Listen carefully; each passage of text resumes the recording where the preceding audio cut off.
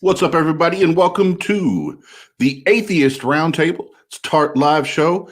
It's Oz and just Jeff. You're muted. You did that, and it's not funny. I did not. I did not do it. Sure, It wasn't me. What's going on, man?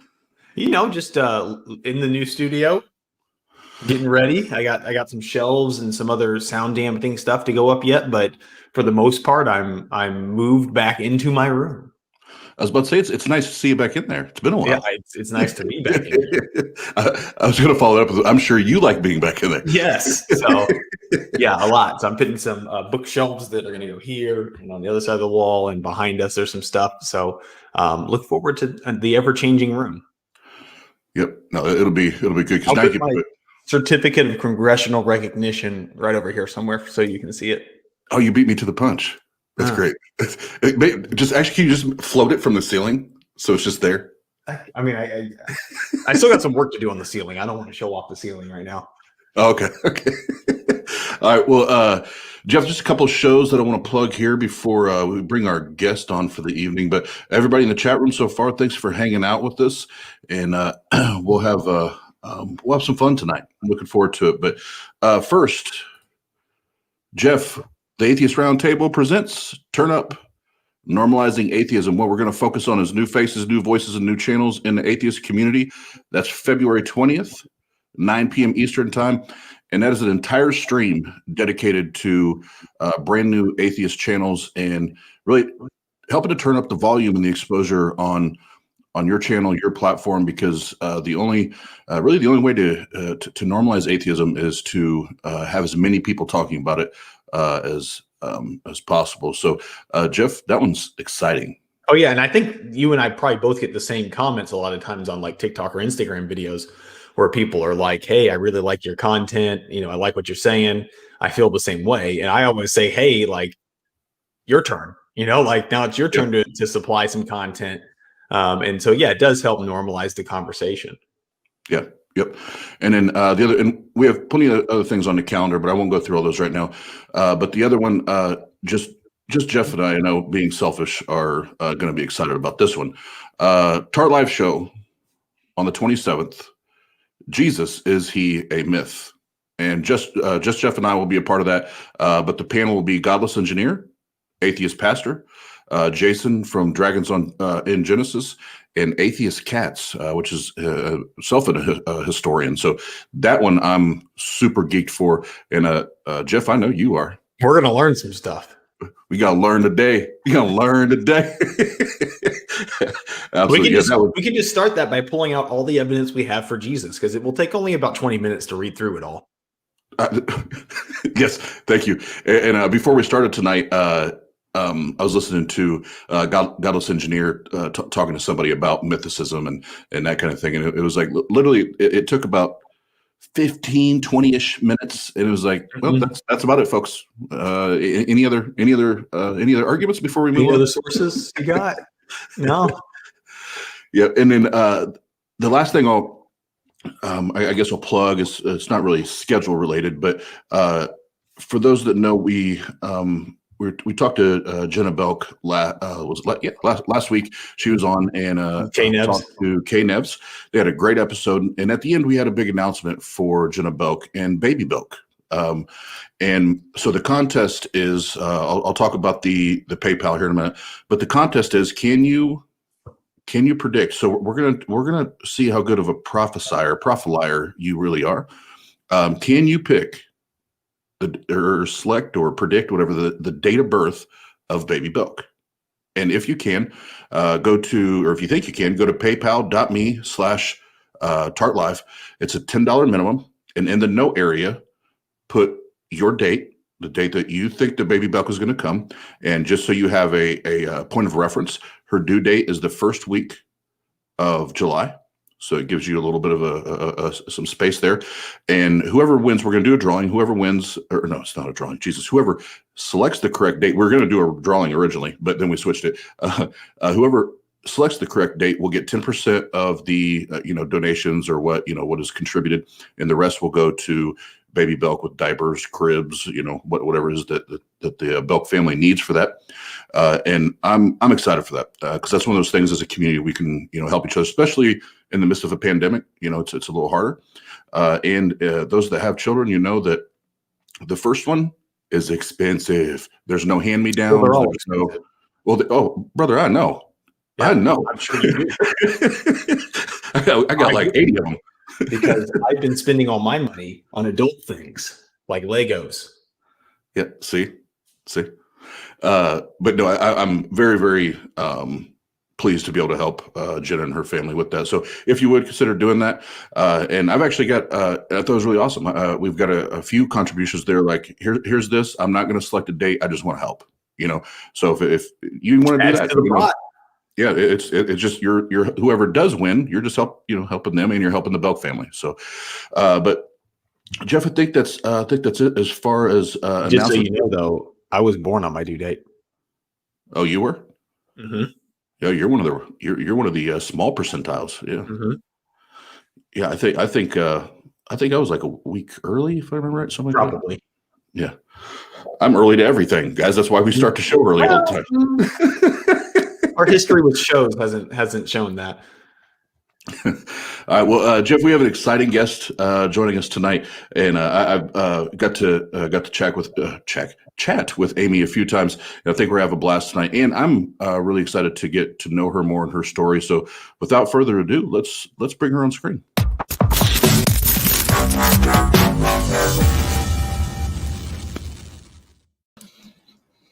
Amy Newman, welcome to the Atheist Roundtable. How are you? Thank you so very much. I'm doing great. Glad to be here. Awesome. Yeah, we've been looking forward to it. I told a couple of them when we booked it. I was like, I think this was going to be fun. Just the more I'm listening to her, got to talk to her a couple of times. I think we're having a good time here. So before we start, I'd asked you, when you started your YouTube channel.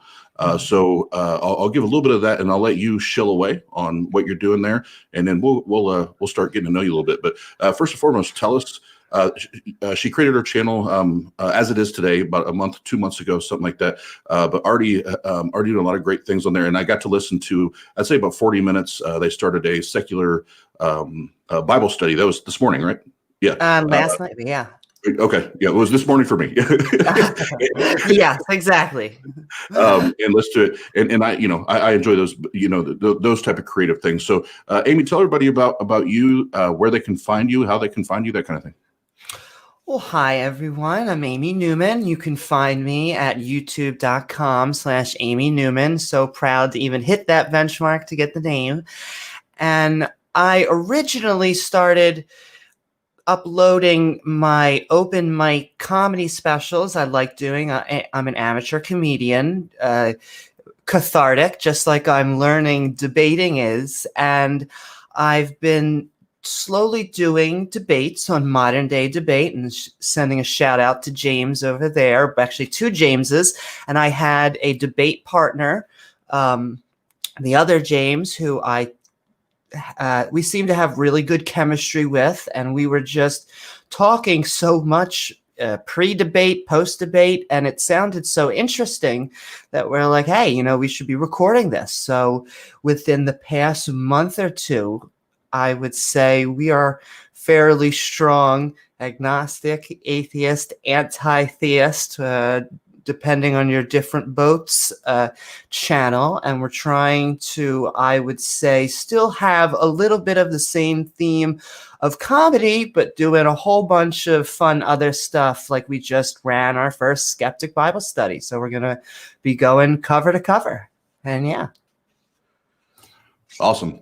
And yeah, definitely go check that out. And didn't you, if my memory serves me correct, one of your debate partners on Modern Day Debates was Randolph Richardson, right? Yes, it was. Yes. He was an awesome debate partner. And I just want to say that last after show with you and Randolph was probably the most fun I've had an after show. So that was a blast. I loved the back and forth. But yes, he is a mensch and an awesome debate partner and our ally in the North there. Yeah, absolutely. And Randolph has become one of my favorite humans.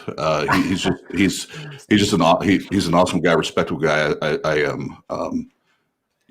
think a lot. I think very highly of Randolph. So absolutely. I can understand. He oozes this kind of. You could see. I'll talk about that. I have kind of a Jewish background, so my Yiddish comes out every once in a while. He's very much a mensch. So. Okay. Well, and perfect segue, Amy. Perfect segue. So, tell us a little bit about who Amy is. Like, how'd you grow up? What was your involvement with religion, God, beliefs growing up? So, I was raised in, you can call maybe a secular or liberal Jewish household, but I think my parents were raised under this belief that you send your child to the, to Hebrew school or whatever, to be a good person, to be a good parent, because that's what you do. So I ended up actually going to a conservative Hebrew school once a week and one Saturday a month. And the conservatives are interesting in that they tend to be the middle line, in that there's the Reform over here, the conservative in the middle, and the Orthodox over here. And I saw an interesting mix because you'd see Orthodox Jews come there, you'd see the liberals. From very early on, it would not stick well. We'll just say that. I remember just learning certain prayers that were so sacred that I'd go out to the bathroom, me and my friend, and they'd come back and they'd be like, oh, you can't let you in because this is a sacred prayer. And we'd be like, oh, I guess we have to just walk around for the next 30 minutes. So there was already a little bit of trollness in me from religion from the get-go.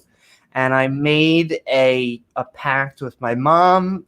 They get kind of, when you're Jewish, you get a bat mitzvah at that age. And so my deal with her was I do this and I never have to do anything religious again. And so we did that. And she got to cry, happy cry and see me become an adult at 13 because or whatever at the age. And that was it. And so for a little while, I would say it was kind of neutral. You go back into the secular system, and I slowly got attached to, I believe, two of the main characters for why I do this channel, why I do all these debates and all this spiel, which would be Christopher Hitchens and George Carlin. And those are my two metrics for what I'm trying to do here, because I think they just had a wonderful way of words, of convincing people who even drastically disagreed with them. They just got immense amount of respect from. And I guess that brings me up to about here. Okay. And I'll kind of stop there and ask, because I'm a huge Hitchens fan, so I love Hitchens. So what is it about Hitchens? You shared a little bit there, but why Hitchens? What is it about Hitchens that sticks out to you? Hitchens, first of all, is unapologetic. He is here almost to say, look, I know religion's bad, and I'm not going to mince words. I'm not going to sugarcoat it. I'm here to tell you why it's wrong. I think that right off the bat is very refreshing. I have been, whether from modern day debate or not, I've been became kind of a little bit more anti-theist. And when I think of the term anti-theist, he's kind of the guy that I think of, because he would go out of his way to bring it up. He would go out of his way to say, I'm not only an atheist, but I am an anti-theist, and blah, blah, blah. And I guess the one major point that stuck out to me is certain debaters, certain people. I see this a little bit with Matt Dillahunty. When you get a little bit of a reputation, even your enemies seem to respect you, if that makes sense. Even the priests and the pastors and the imams kind of understand the gravitas of the person that they are speaking with, right. because they don't want to make a fool of themselves. And so, yeah, that had a big impact. And I love that you brought that word up. So what does anti-theist mean to Amy? When you hear that, you say that, what does that mean to you? That's a good question. And so I like to point out right away that anti-theism does not mean it doesn't mean anti-theist, even though that's the word, as in we're against the person.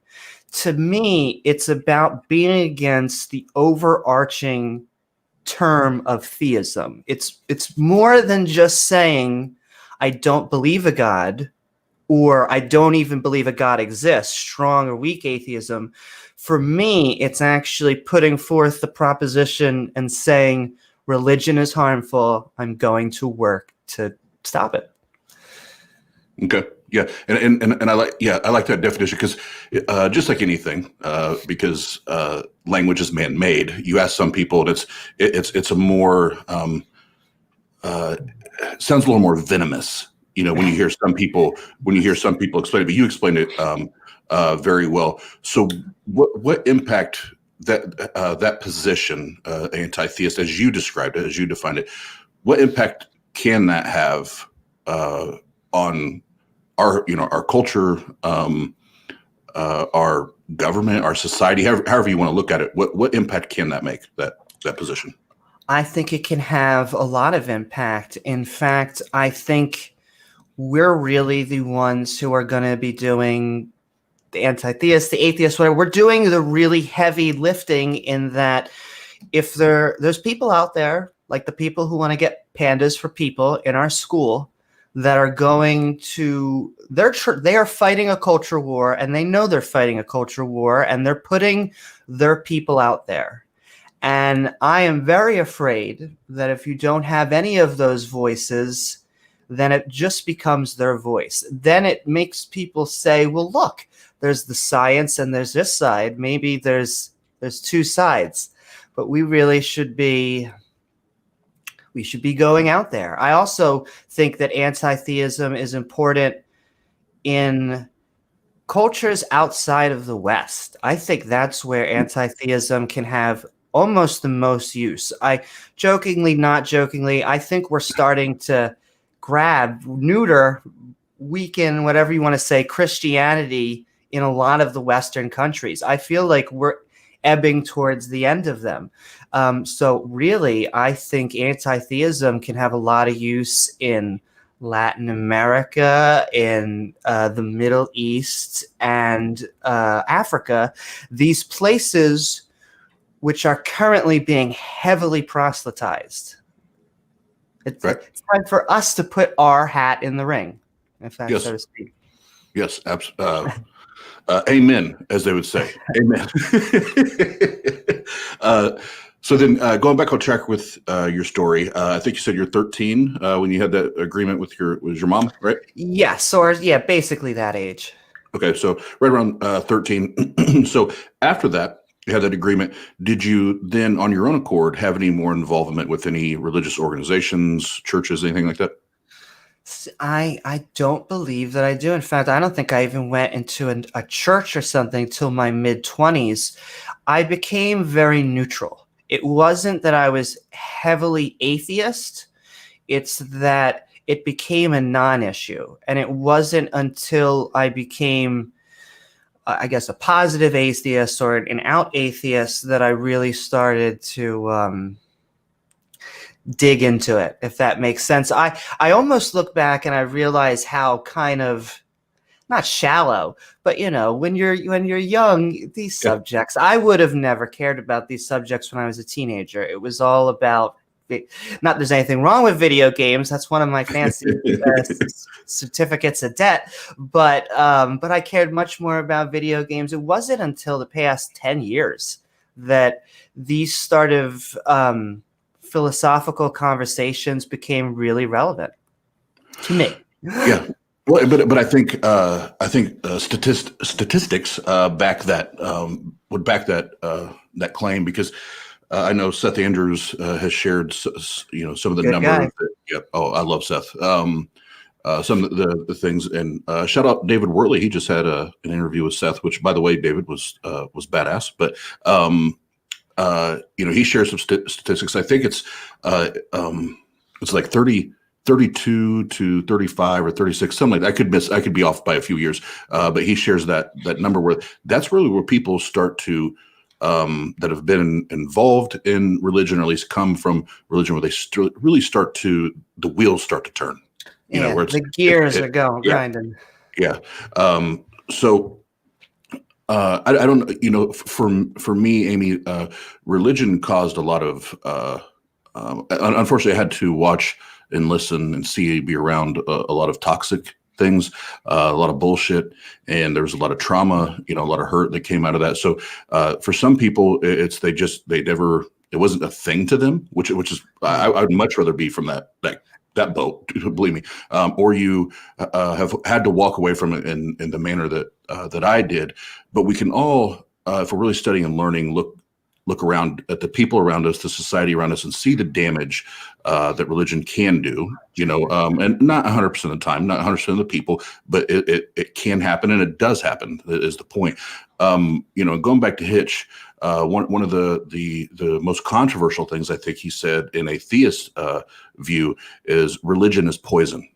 Religion poisons everything. Yeah, and it poisons everything. Thank you. And when I know how I feel when I hear that, but I am 100% biased because I have been hurt and I've had experienced trauma. But for you, when you hear that from Hitch, what does that mean to you when you read that or heard that? What does that mean to you from your experience? Thank you. And if I'm being honest, that I see that very prevalent in our society. It's religion dips its fingers into a whole bunch of other superstitions. I'll give you the main one that's been on my mind is the flat earth. Is that this type of thinking, from my experience, seems to be highly correlated with a belief in a God. And it seems to be, once you accept a superstition, it's much easier to accept other superstitions. And so it's very easy to see how one belief over here, because you've accepted that, you're now going to accept this untrue thing and this untrue thing and this untrue thing. Now it's just poisoned your entire mindset. Yeah, and I think that you hit the nail on the head. So great answer to that, and that's how I see it. Is once you allow yourself to accept something as truth, or at least a true claim in your life, without proper evidence, without proper backing, next thing you know, you're buying a whole lot of bullshit. Exactly. And not only that, it clips your wings, because you how can you critique someone for not accepting something without evidence if over here you're accepting this position without evidence? Yes, and I won't give the whole format or argument I have, but being away from the YouTubes, being a businessman, I always use business proposals, business plans as an example when I'm talking to people, because I'd say, Amy, if I had a business plan, like I said, I'm giving you the machine gun version here, but if I had a business plan and I told you, here it is, and Amy, I think it's genius. I think it's genius. I think we're going to make a ton of money. And Don't worry about the actual plan. Don't worry about the systems or processes or anything we're going to put in place. Don't worry about any of that. Just sign your name here for the investment, and I'll get back to you. Yeah, hopefully people's gears would be, or flags would be running at that point. And whoever the interlocutor is, I always ask, now, are you going to actually sign that contract? And if you say yes, oh, I'm scared. I know, and there will be people that will say yes. There's going to be people who say, "Oh, sure," but hopefully, yeah. Yeah, and it is what, to your point. The reason I shared that is you can't say, well, it's faith here. We can't demonstrate it, but in all of these other things in our life, we need documentation. We need statistics. We at least give me a forecast. You can't even give me a forecast. But and anywhere else they demand it. They would never go to a doctor who gave them, and they were like, "Look, it may be cancer, it may not.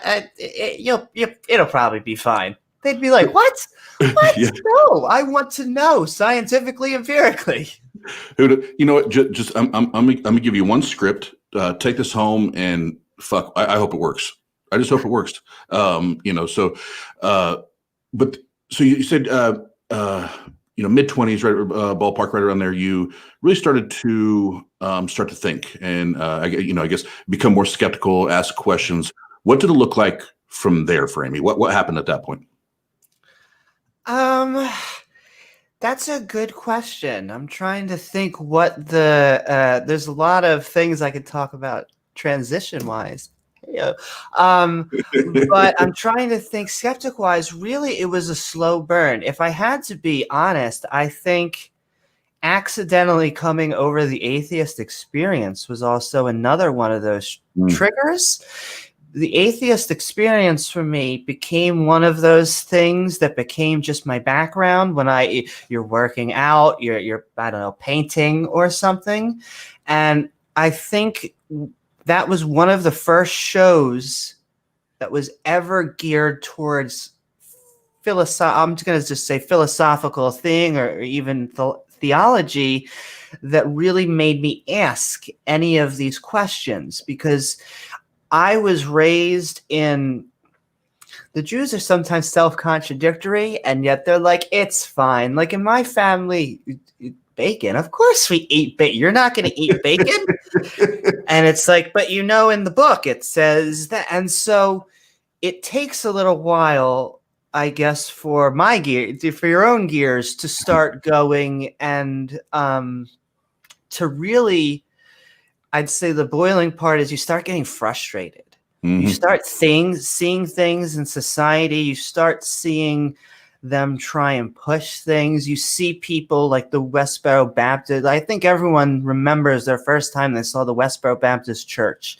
And just these are flagpoles to you go, wow, these type of beliefs can really make people believe some really disgusting things, even if they are brilliant, wonderful people themselves.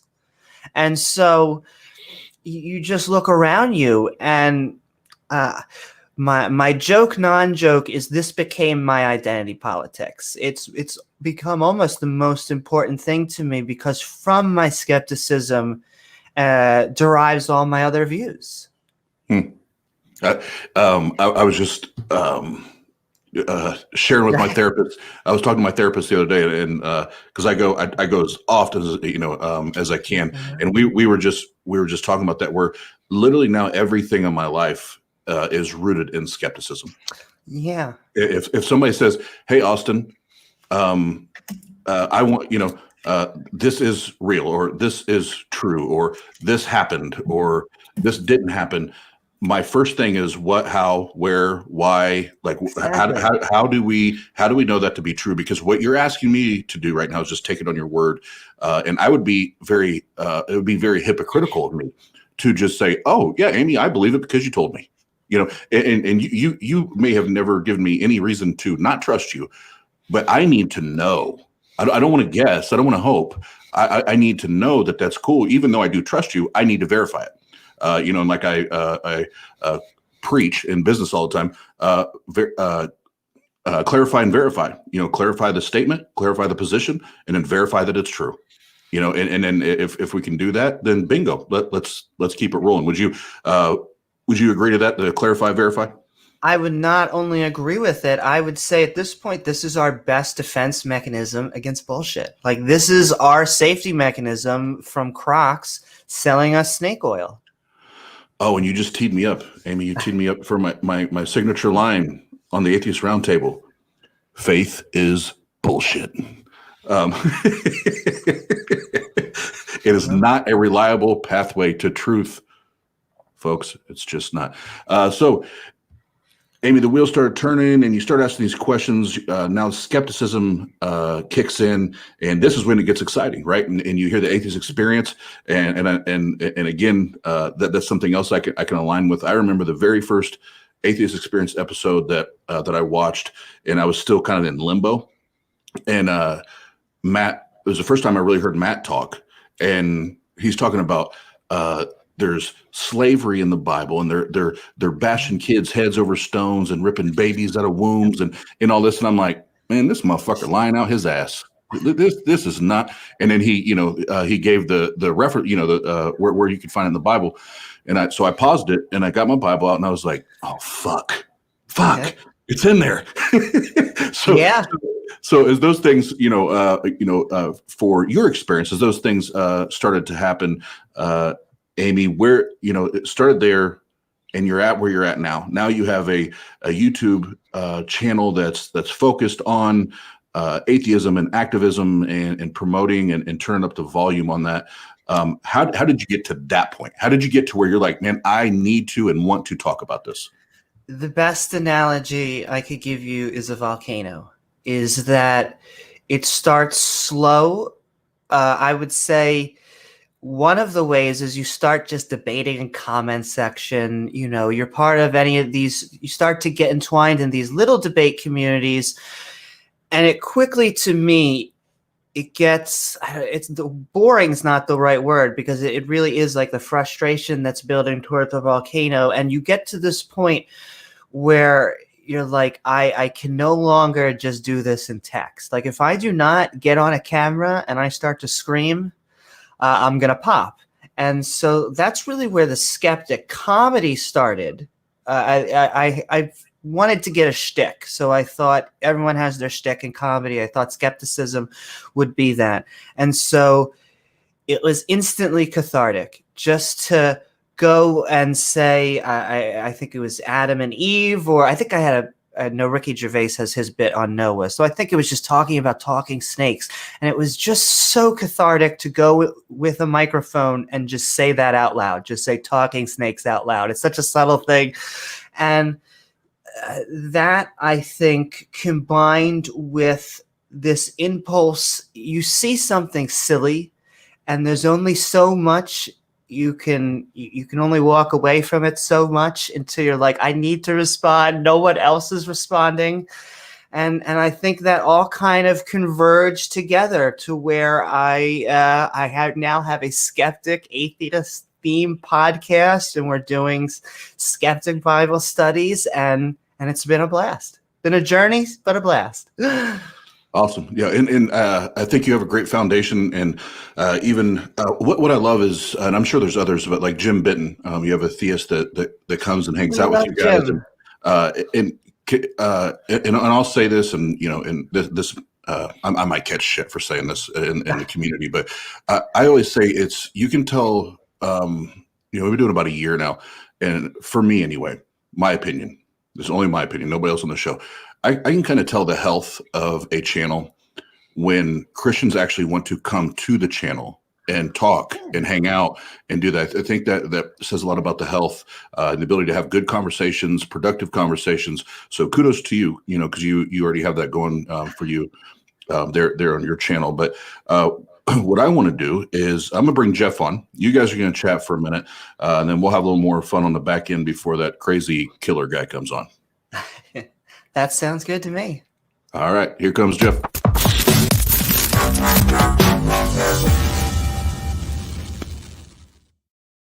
Hey, how's it going? Woohoo! How are you faring so far?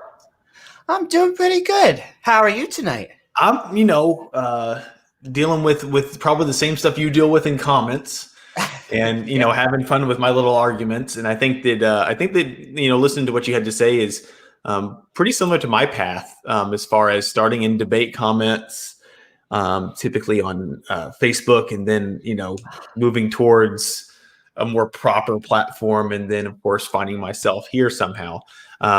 Yeah. So, but I think that the removal of religion, or the anti-theism, like you were talking about earlier, the longer I've been involved in discussing these topics and researching these topics, the more towards that direction I found myself.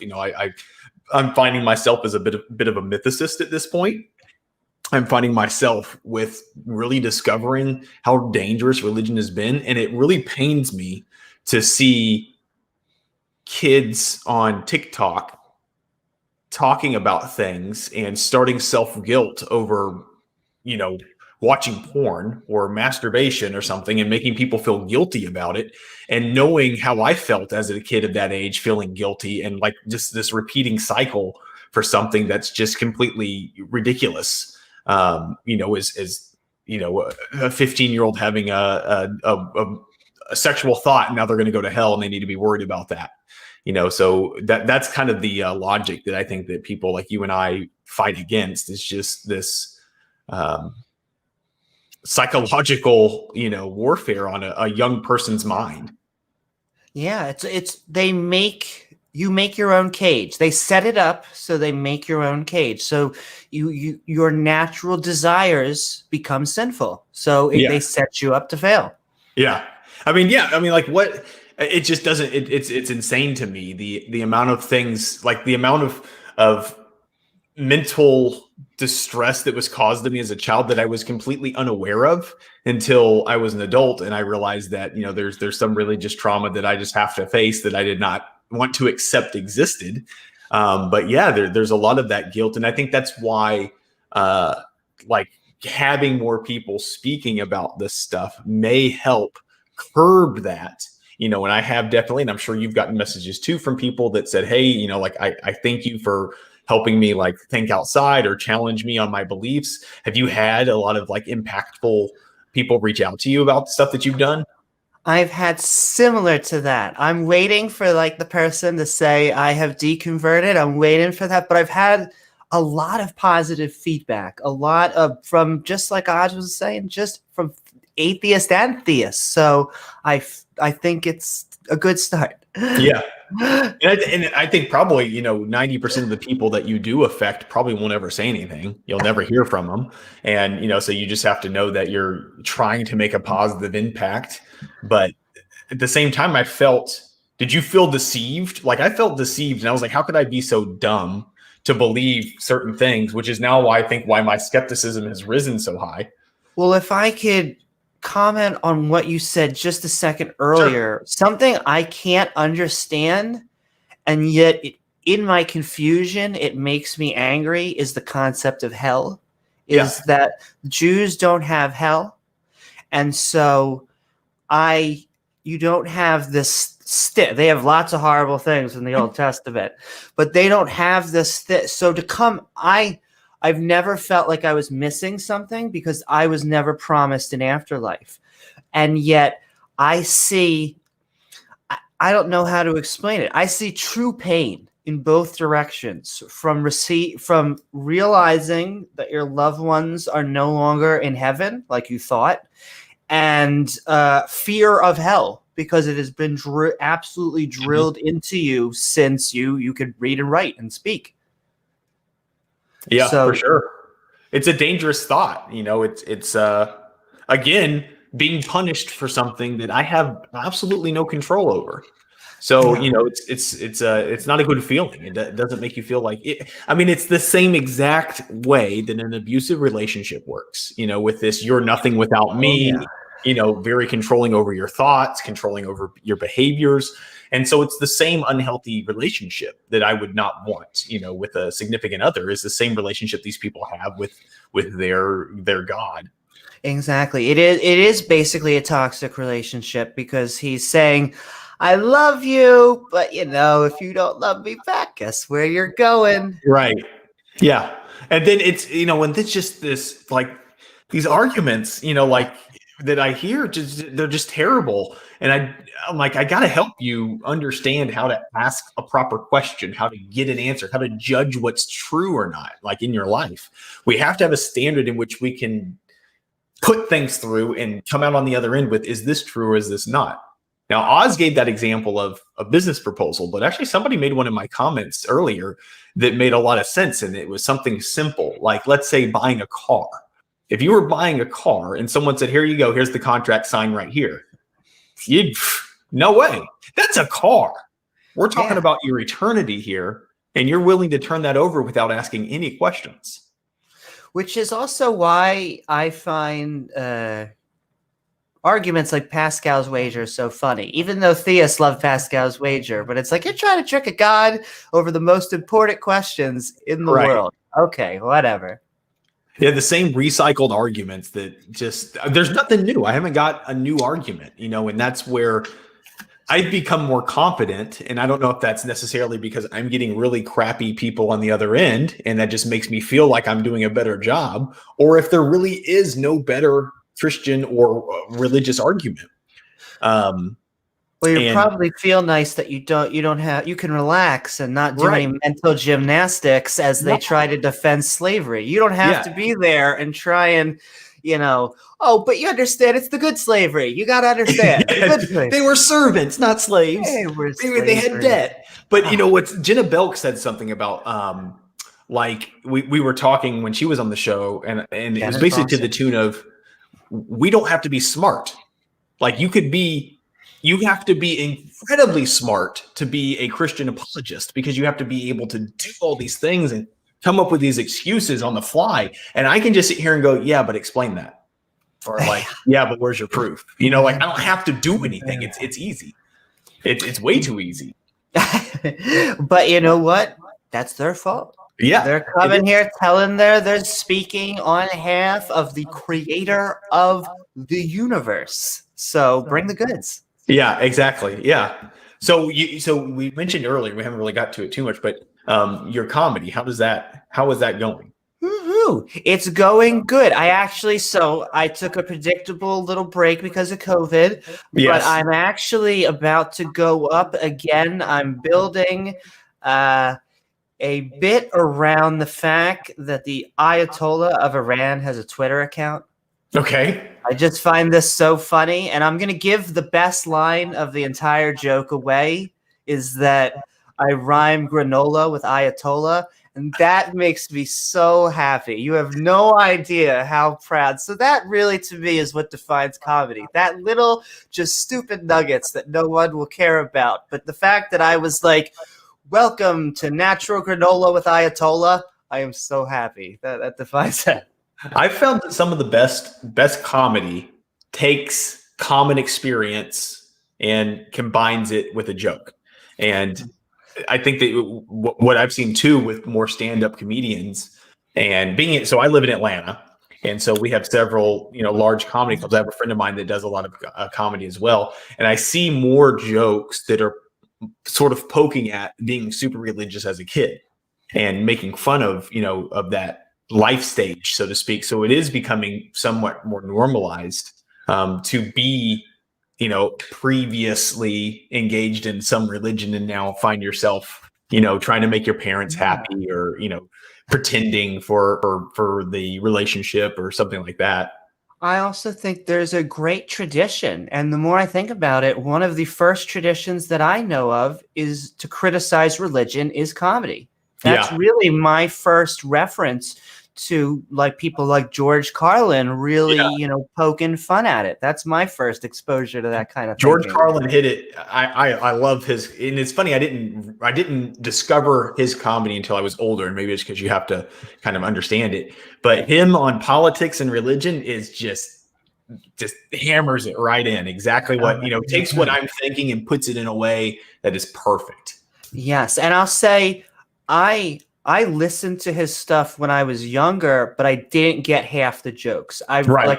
I go back now and like I'm like, oh man, he was talking some deep stuff, and I was just laughing because he said or something like that. Does that make so? You look back and it's like this. It must have got into my subconscious, but a lot of layers, and it's not until you're a little bit older that you appreciate, like I said, these philosophical concepts, like I said, in your 30s.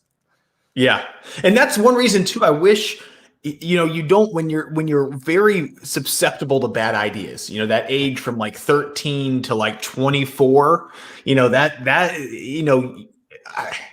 it's, you don't know shit. And yeah, go ahead. Just to say, it's a weird age, because I was just thinking about childhood. You imprint as a child. You take everything that they say as rule of law, and it generally works. To 2 out of 3 things that your parents tell you is true, and that's good enough for you to survive. You then become a teenager, and you escape from your parents' home, and you start to test those boundaries, and you start to really figure out what's going on.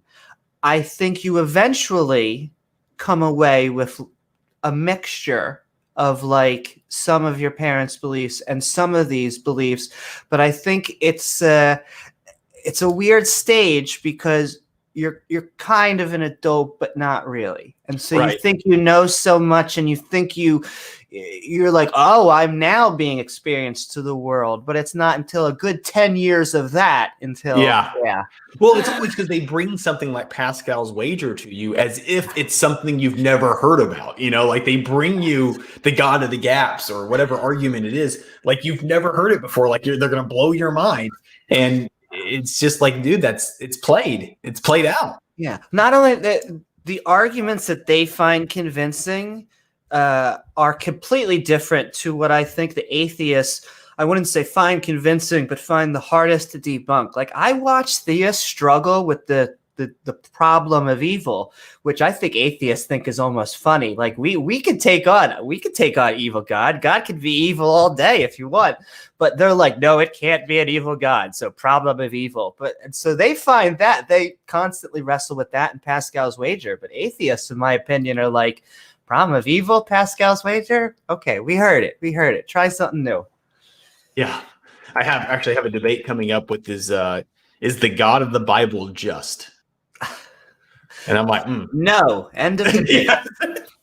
But it'll be, I mean, again, I'm putting a lot of work into it because I want to be well received. I want to make a good argument, but it's not hard. All I have to do is just reference the Bible, and I just have to reference what happened. It's not a difficult thing. I don't have to do the mental gymnastics. I can look at it. Can I ask? Yeah, go ahead. Do they then turn it on you? Because I get this a lot sometimes. Sure. And they say the atheists, so you're taking the Bible too literally. Come on, Jeff. You gonna just sit? You got to understand the context. You're just gonna take what the Bible says. It's like 2 Timothy. Well, yeah. 2 Timothy just says that all word is God breathed and profitable for teaching, rebuff, and training in righteousness. So is that wrong, or is it right? And who gets to dictate that? But what about the morality argument? People that will say, hey, well, you're an atheist. How do you base your morals? Like you have to have an extra power to appeal to. So I believe, maybe an interesting take on morality. I consider myself kind of a middle ground. I believe in what I call biological morality, in that I believe that morality is grounded in biology, and it's generally the metric stick by which we make moral decisions. A good example is we don't want to go around cutting people's heads off because that's bad for their welfare and their well-being. And it also there's no upside. So it's not only doing something horrific, but there's no upside to it at all. We could then flip the switch and say, well, someone who has Parkinson's or Alzheimer's or some sort of horrible disease where their entire life is nothing but screaming in pain, and they're saying, look, I've lived my life, I've made my decision, I want to end in dignity. both of those two decisions, even though they have to deal with death, to me are all grounded in the situation, the different biological situations. And it has nothing to do with atheism or theism. And so even though the theists really want to wrap the atheists into that and try, you know, how can you even have laws of logic and all this other truth and all this? It's like it really has nothing to do with the situation. God does not, rape is evil. And God has nothing to do with the fact that rape is evil, whether it exists or not.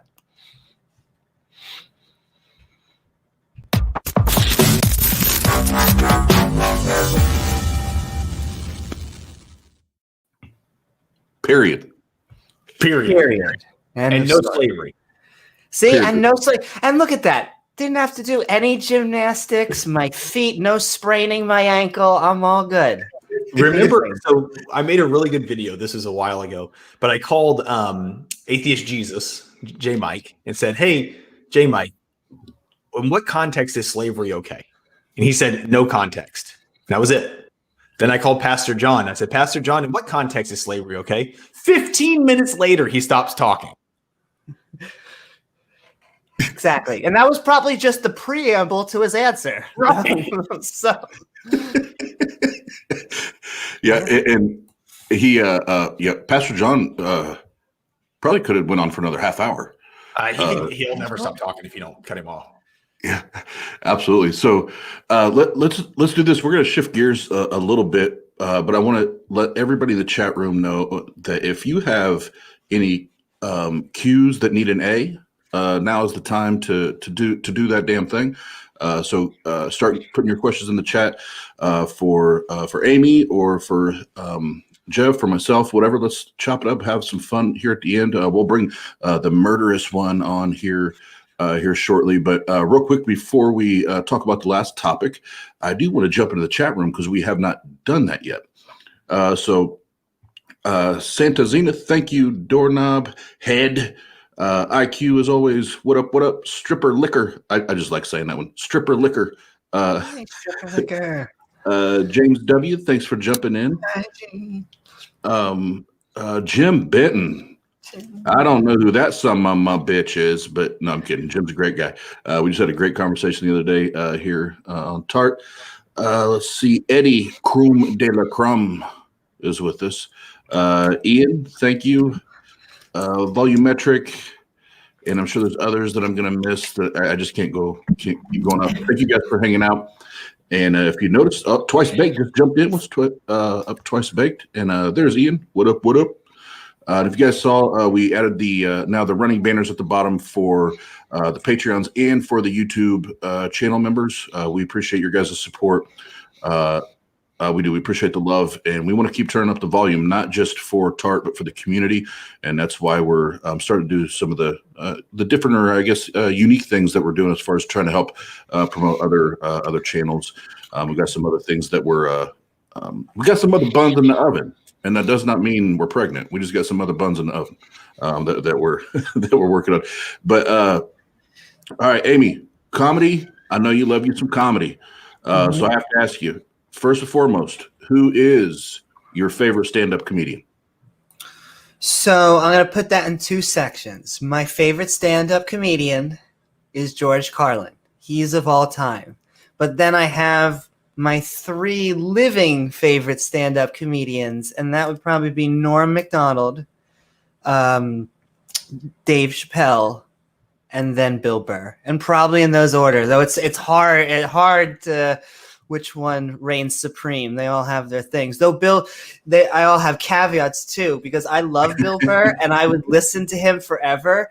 But if I don't really care that much about sports, and that's like his thing, and I know that would kill him on the inside. He's like, you listen to me and you don't listen to it. That's like half my content. But I have I'm from Philly, so I have a extreme. If you know Bill Burr, he had an incident, so to say, many years ago in Philadelphia, where he spent on stage. He was on stage for like 11 or so minutes, and he was just roasting the entire audience, just telling them to go themselves and all this kind of stuff. And so I can't but have help but have a very special place in my heart for him. You know who's disappeared? I saw years ago. I saw Dimitri Martin. Doing stand-up, and was hilarious. This was before his HBO special, and this was in a small club in Atlanta, like maybe 200, 300 people. And he literally was just like rapid firing jokes to see which ones would land and which ones wouldn't, so that he could have them for the show, for the HBO special. And just watching him basically on stage go through his process of how he makes jokes. And I always liked his, whiteboard, comedy that he would use. I don't know whatever happened to him. I haven't seen anything about him recently, so I'm gonna have to look him up. Wonder if he has a Netflix special. That's what that became the new thing. Everyone exactly the Netflix. Oz is coming out here pretty soon. Yeah, in like 2035. It's okay. I'm putting it on my calendar. And then I've always been a big fan of Jerry Seinfeld, so I always like Seinfeld. Can I say something on Jerry Seinfeld? I'm going to give you guys the secret to Jerry Seinfeld, because everyone thinks that his signature is nothing, and he'll tell you that has nothing to do with it. It's like all other comedians. His main vibe is anger, rage, whatever you want to call it. He is just telling you that the toaster oven wasn't working, and he wants to strangle the toaster oven. And so it's all focused. There's that secret. It's all anger. But I love Jerry. He's good. No, I agree. And so Jeff, I know you named a couple there, but who's your go-to? Who's your favorite? Jerry Seinfeld. Oh, okay. I didn't know if that's what you meant by that. All right. And then probably George Carlin and Chappelle and Dimitri Martin. I love Chappelle. Aziz Ansari. I like Aziz a lot. He's pretty funny. He's got this whole. I love his jokes about having children. You'd probably like his jokes about having children. I'll send it to you later. It's pretty. Basically, it's like about having children. Huh? It's funny. Yeah, mine would be, and they're very. It's funny because they're going to be on complete different sides of the spectrum. So Ron White and Kevin Hart. Those are my. Okay. Those are my two. So two very, very different, but I've actually seen Ron live two or three times, and it's one thing to see him on film, but to see him perform live, kill himself through alcohol. Oh my God, it's a riot. And the one, and I've never seen him do it on film, so I feel like lucky that I got to see it. But he was talking about his frustrations with his son on one of them, and he like took his hands as his hair and went like this, and his hair stood up like an afro. And I was like, I would have never guessed your hair would do that. Like a gray calic, silver calic. It was like this, that's big gray calic or afro. It was like, no, I did not expect that to happen. But those would be mine. Amy, what is your favorite comedic movie?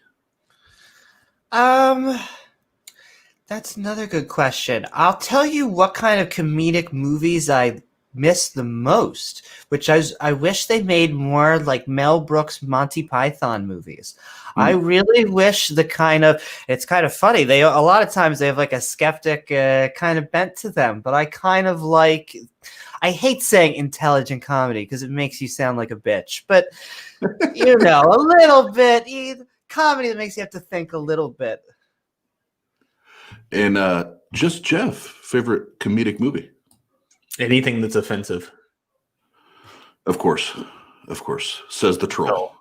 Yeah, pretty much. So Life of Brian. I love Life of Brian. Life of Brian's good. And stuff like that. And I also like watching all of the religious people freak out, even though the Monty Python will try and tell you it really had nothing to do with that specifically. It was just like a normal guy and all this, but it's funny watching the religious people freak out. Blasphemy. Yeah, anything that's blasphemous. That's comedy in and of itself. Yeah. Oh, so that means you better get them damn questions in. That means the murderous one is approaching. So I guess the last question, Amy, if there's any joke or like the comedy one-liners from a stand-up comedian thing, what's your favorite or your go-to? What would that be? So from anyone or myself? Because I'll give you all of the above. All of the above. All of the above. Because what came to mind is the natural granola with Ayatollah. I will say people have liked that. I like that I had a bit that was basically talking about how I'm a Trannysaurus Rex. People seem to like that word. But I'm going to give, I would say, my favorite Anthony Jeselnik joke, because I love the problem with abortion is that I love killing babies, but the thought of letting a woman have a choice makes me sick to my stomach. So yeah, that's my favorite. He's evil, but I love him. Oh man, just Jeff. Anything from you? No, I'm good. What do you want, a one-liner? I don't have any. I'm not a comedian. You're a troll. God damn it. Yeah, but my work takes setup, months of hard work. Trolling is a art. It is. It's an art form. You want to know about my best troll? Yes, do that. Yes. Okay. Yes. Do it. So there's an RTS game that I play called Halo Wars. And this game is like Command and Conquer, that kind of thing. I became ranked like top 200 at this game because I was playing thousands of hours of this game a month because for whatever reason that's just I fell into it. And there's a forum on Facebook where this other person, we'll call him Joseph, would post and troll people inside of that forum. And so we started going back and forth for months. And he would be very elusive with his personal information, like finding out his gamer tag and his actual profile. So whenever you would call him out to a one-on-one battle, he would always dump out some random, person's username and then, pretend that was him and then claim that you're dodging the fight. He only had a few photos listed, but I was able to use the 2 photos to figure out what games and times he played. And then I was able to go back to the leaderboard, like the game listings, and figure out, which gamer tags were in common with those 2 games to figure out ultimately which gamer tag he was. So once I figured out his gamer tag, I was able to learn that his rank was like terrible, like pretty awful. And then I started plastering it from every single post inside of that forum because he was well known in that forum as being kind of an asshole. And so then he became no longer like a threat in there, but a joke, because everybody else would just start plastering his ranking. So and that took me 6 months of hard, dedicated work. You don't understand, to get him to leave that forum. Trolling for the better good. Yeah. Anonymity sometimes gives people bravery. We'll just say that. That's true. And then you bring them back to the real world and be like, listen, buddy, you suck. Come back down to earth. Yeah. All right. And mine's the whole bit is too long to do it right now, but I'll just tell you when we're done here, go to YouTube and search Ron White's Dr. Phil story. And that is hands down some of the funniest shit you'll ever listen to. And in second place would be Kevin Hart, and his mama told him to go to school and tell his teacher, my mama told me to tell you to shut the so go watch that one. That was good. But I think I have a question, and Amy, this is probably the most important question you've ever been asked in your entire life. I'm ready. Are you ready? Amy, have you ever in your life been inside of a murder shed?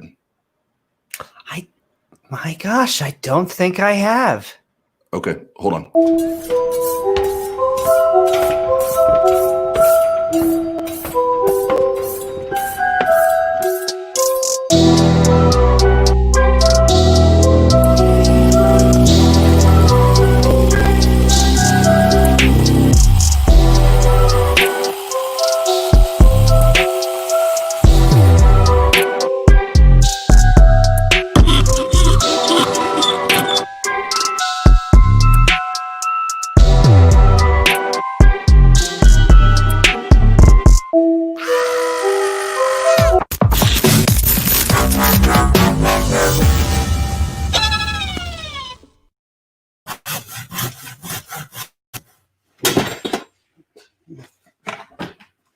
Oh, how's it going, everybody? Hey, can I get Amy on here? Where's Amy? Hey, Why, hello. I think I heard you guys about comedians and all that. Mm-hmm. My current two favorite are Ali Sadiq and Joey Coco Diaz. Oh, those are good comedians. I just love it when Joey says, I love them. stabbing him, shooting the motherfucker. You know, it's tremendous. Cocksuckers. Yeah, I love it. It's fucking hilarious. Where's Oz? Why didn't you have a Yakov Smirnoff joke? In Soviet Russia, joke tells you. My grandma used to have a VHS tape of Yakov Smirnoff that they would play. And that was the only comedy that they live in a very rural town of like 200 people. They don't have TV, they have VHS. And that was what I was able to watch. You got stuck with the old Surrey Wonder. So, Steve, so there's probably an uncomfortable question to ask right now. The leaves, the mud, what the fuck's going on? What the fuck's going on? Oh, well, Oz, I'm not sure if you saw the debate last night at all, but I had a little bit of a night after Q&A. I'm having to rough it. Yeah, well, I know you went running. I saw the sirens. I know you went running. Are you okay? Yeah, I'm here. Okay. Just in the woods. That's all. No big deal. You're just taking a hike, right? Having a good old time. Yeah, those deep woods night hikes. Actually, one of those yesterday as well. Exactly. Yes. Nothing. What a coincidence. In any case, we do have some questions. Got a couple from Jim Ben. Who is your favorite? Who is your favorite theist? I want you to know, Jim, I think right now, whenever I have like a debate in my head out loud between the good theist and the good atheist, you get to be the good theist. So right now, you're my atypical good theist. You're Is that the good theist? That sounds like a good movie title. The good theist. Yeah, yeah. Starring Tom Hanks. We got to find some really good actors, though. And has another one. When are you going to get whiskey glass? Ooh, I think I have those, depending on you're asking who I dated. Heyo, I'm just kidding. I love everybody. And drop the mic. Just kidding. Just kidding. It's on a boom. It's on a boom. Mia has a question. New here. What is the connection to religion and serpents? I will say it's very interesting. We just were going over Genesis last night, and they really do throw the serpent under the bus. Like, of all the animals, they really wanted to take it out on that poor legged serpent. And yeah, I feel kind of bad for him. He was just telling the truth out there, telling people to eat some fruit, and then everything went to hell, literally, I guess. Yeah. Part of the plan. It's all part of the plan. I'm here all night, folks. I'm here all night. I do birthday parties. I've always kind of figured if God was real and really was the God of the Bible, the greatest trick he had was convincing the world that he was the devil. Yeah. I mean, he also did a great job convincing me an asshole. Am I allowed to curse on here? Fuck yes. Okay. No. Did a great job convincing me he's an asshole. That's what, Right. And jealous. Though when I bring that up, they get all complainy. And then I'm like, it says it right here. Look, he's saying jealous. I didn't know. And I went and said it backwards. What it was is the greatest trick the devil ever pulled was convincing everyone he was God. I got another question. It works either way. Yeah, right. I mean, somebody's bullshit. Someone's lying. Somebody said something wrong. Got a question from, what is that, Santa Zenith? Question: one book why so much? Why so many church? Oh, I get it. So one Why book, so many denominations? denominations? Yeah. Yes. Well, and I'll tell you something funny. Until I was in my mid-20s, I didn't even know there was a difference between Catholics and Protestants. I had to this was in my early game of talking crap to theists, and I think I got booted. They're like, "You're anti-Catholic." I'm like, "What's that?" I'm like, "Oh, I better go find out." So this is something I trolled perfectly. I made a TikTok video, and all I did was ask Christians to explain to me what is necessary for salvation. That's it. I said, Christians, what's necessary for salvation? I got hundreds of answers, and none of them are the same. They don't fucking know what the hell. That's the most basic question you could ask someone about their faith. If you can't figure that out, then your book, I'm sorry, is useless. It's a tough one to figure out. Muslims failed the test too, by the way. They also don't have a unified belief system. They were better. There was less multitude of answers, but again, incorrect. They don't know. You all lost. They all lost. Santa has another question, and I really like this one. The Bible never said where Satan ever went. Could he still be here? Where did that sneaky devil go? Yeah, they kind of just get not banished. They kind of just removes the legs and says that you are not going to be a vegetarian anymore, and that's it. That's the last we hear from him until he picks up in chapter or part 2, I guess, depending on the Bible. Snakes eat dirt. Yeah. Hey, guess what? God made dirt, and dirt don't hurt. Until you get Unless you're 6 feet under. Tetanus, right? You can get tetanus from dirt. Sure. Got a question. I think it builds a strong immune system. Sure, as long as you have a tetanus shot. Mrs. Oz has a question. Uh-oh. How did a smart, funny woman like you get talked into a show with these clowns? I love the compliment, but I hate to tell you, I'm quite a clown myself. I'm just not wearing my red nose right now. But thank you so much. And Kyle Brewer has a very good question here. If a god were to be real, which god would you prefer? I mean, what were the ones that were peaceful? The Jains? I mean, I'm sure you can find versions of religions that would be better or not. I always say it doesn't matter. If Yahweh is evil and he's real, that's fine. Just give me evidence and let me know. But yeah, I'm open to any of the good beliefs. It's just they need evidence alongside them.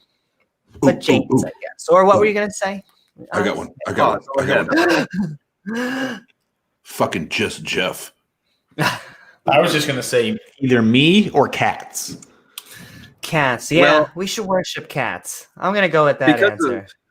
Because of just Jeff's proclivity for trolling and the the very strong possibility that we would be trolled the entire time of our existence to some. How do you know you're not? I don't. What's the difference? You're being trolled anyway. I don't know. What kind of God gives you hey, here's your base desires. If you do any of those, I'm sending you to hell for eternity. Have fun. That's a fucking troll. Well, I don't believe that exists. But well, just because you don't believe in it doesn't mean it's not true. Oh, fair. I would go with, if I could have my choice, I would go with the all-encompassing consciousness, quantum mechanics BS version. Next question, please. I'm just shooting this one right from the hook. I didn't even read it. How can Jesus tell wife husband what to do when he was neither husband nor father? I guess this is just asking how could he give family advice when I didn't have a family? I mean, sure. Yeah. I mean, I don't know how you give advice on having. It would be like me lecturing Oz right now on children, even though I didn't have kids. It would be kind of like that. I'll give you that. 15-year-old on TikTok lecturing us about abortion. Oh, yeah. Or like I mean, the one son that he's supposed had, he murdered pretty brutally. So Yeah, all his children seem to either get punished horribly forever, apparently, or they get murdered and sacrificed. If I was Child Protective Services, I would look at this record and be like, maybe we should stop letting you have kids. Yeah, and one of his favorite people ever to exist in the Bible, Abraham, he ordered him to kill his son. So there's that shit too. It's trolling. It's all a high level troll. Gotta respect it. Yeah, it's all a troll. He was if anything, that story was trolling, right? Job? You tell me Job wasn't getting fucked in this story? Like, hey, check this out. Come here. I'm gonna beat the shit out of this dude, kill his family, knock over his house, give him leprosy, and this bitch is still gonna get on his knees and tell me I'm God. Wasn't that to prove to the devil that God would be? Like, why do you what a fucking terrible story that is. Don't measure your dick. Hey, devil, I know that you already deceived the entire world, and I probably should hate you, but come here. I'm going to go torture one of these human beings that, I love so much for your pleasure. Yeah. Well, that's all the questions that we have from the Murdershed. Thanks for stopping by the Murdershed, where answers get questioned. Woohoo! We're what? And I didn't get murdered. It's a good track Where record. answers You're like questioned.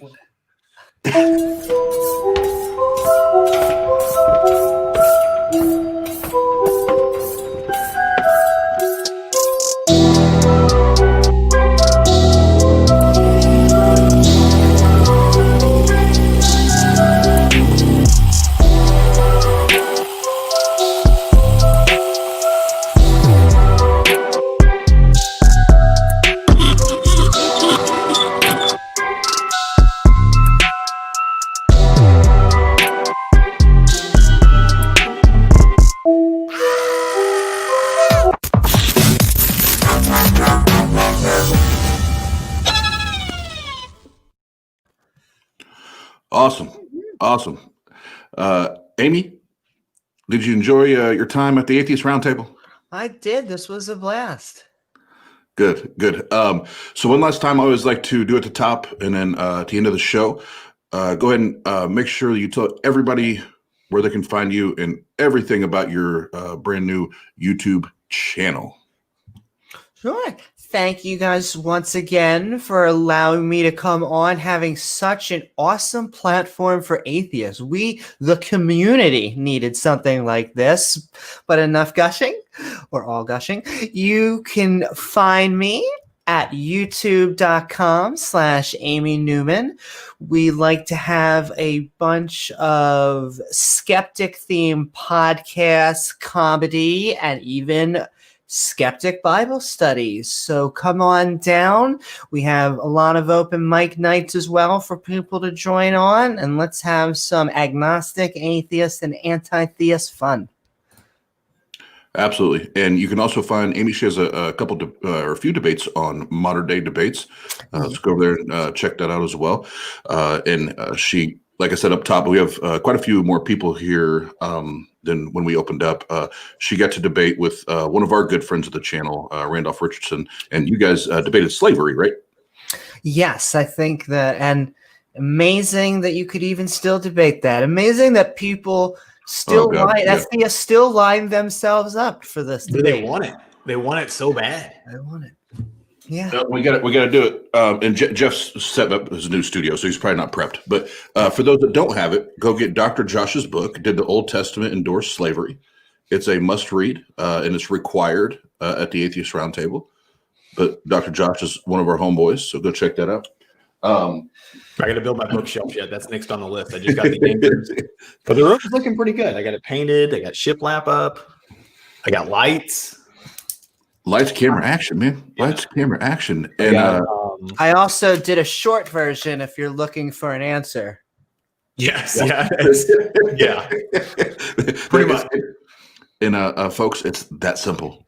It is really that simple. We don't need all of the spaghetti and the word salad and the gymnastics. It's just that simple. But did you know that they sometimes they used it to pay off debt?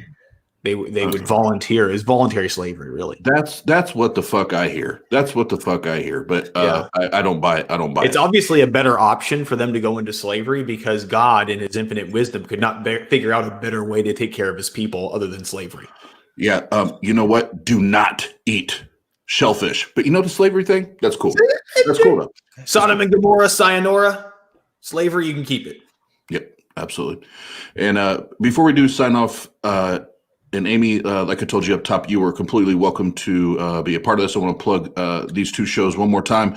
The Atheist Roundtable presents Turn Up. And what is this? It's a focus on new faces, new voices, and new channels in the YouTube atheist community, February 20th, 9 p.m. Eastern time. So if you want to be a part of that, or you know somebody that's just launched an atheist channel, tell them to email me at austin@tart.live, and we'll make them part of that roster. And I've actually had a couple theists ask, can we be a part of it? And not this one, but I'm actually going to be working on another one for new theist channels. That way we can continue to have good conversations and not get all the water not get all mucky and murky and everything, and we can work and have a good conversation with good people. And then the last one, this will be on the 27th, I believe it is, TART live show. Jesus, is he a myth? Myself and Just Jeff will be there and present because this is something that him and I have really been studying a lot and digging into a lot here as of recent. But this lineup is killer.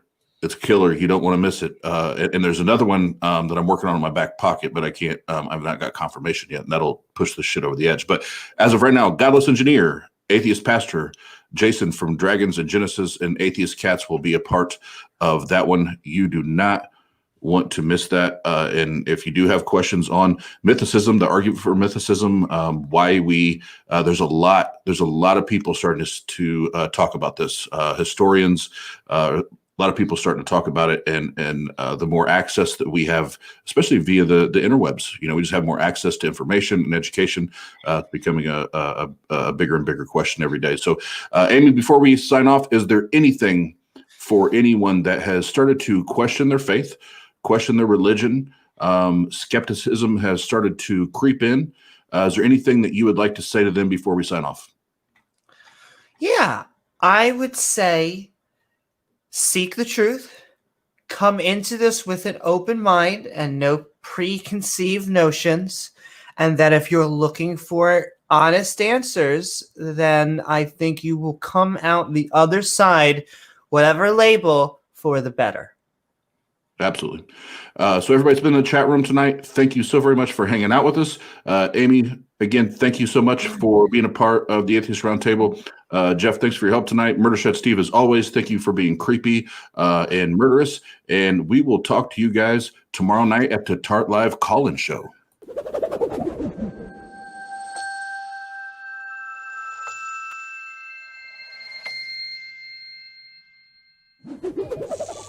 Welcome to Let's get it. the Atheist Roundtable. That was terrible. Let's do that again. Pass the mic, what you doing? What up with Eddie? Why he sweaty on your noodle?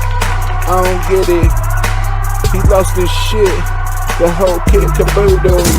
Now pause. You owes. Everybody tell him that he's a lost cause. Who's the ass in the hat? Half Christian ass. Always talking this and talking that. And Benji on the epistemology. You got claims, got beliefs. What's your confidence? And is it relevant? Nah. Just Jeff. What's next? What text you gonna put to the test? Put to the test, little troll face weasel on TikTok, looking like a beetle juice. And what do you do when a member of your crew sits in a shed with the dead? I don't know what's up. Anybody seen P-Jump? Now the newest member of the crew. The TART debut. Here's your preview. It's K Nabs. She says she's the live stream queen. Welcome to the team. Yeah. Yeah, welcome to the team. The Atheist Roundtable.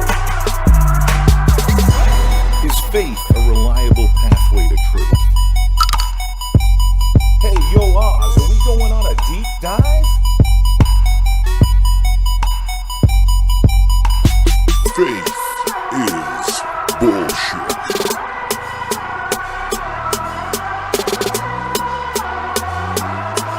Jesus in the morning.